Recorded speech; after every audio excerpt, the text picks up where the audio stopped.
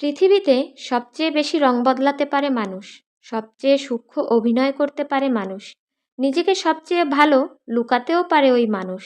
বছরের পর বছর এক ছাদের নিচে থেকেও একটা মানুষ আরেকটা মানুষকে চিনতে পারে না। ফেরেশতার মতো মানুষটাও একদিন ঘেন্না করার মতো কাজ করে ফেলে। আমাদের বিশ্বাসের ভাঙা টুকরো মেঝেতে ছড়িয়ে ছিটিয়ে পড়ে থাকে।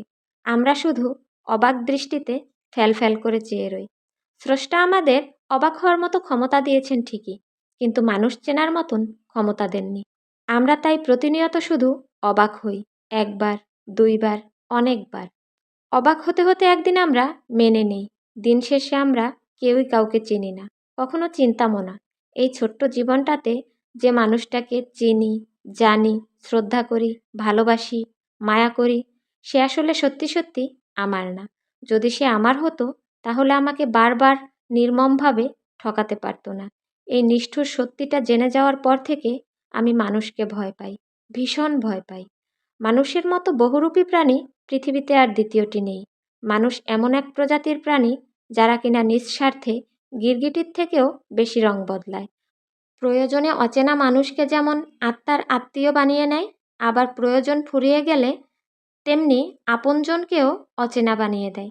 এই ২১শো শতাব্দীতে এসে আপনি ৯০% মানুষকে, যাকে যত কাছ থেকে দেখবেন, তার কাছ থেকে ততই দূরে সরে যাবেন। আর এটাই বাস্তবতা। মানুষ এখন মানুষকে যতটা ভয় পায়, ততটা ভয় হয়তো হিংস্র জানোয়ারকেও পায় না।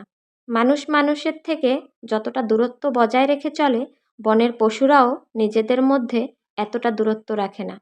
আজকাল লজ্জা লাগলেও বলতে দ্বিধা হয় না, সৃষ্টির সেরা জীব মানুষকে আখ্যায়িত না করে কুকুরকে করা উচিত ছিল। কারণ কুকুর একবার যার নুন খায়, সারা জীবন তার গুণ গায়। আর মানুষ একবার যার উপকার পায়, পরের বার তাকেই বাস দেয়।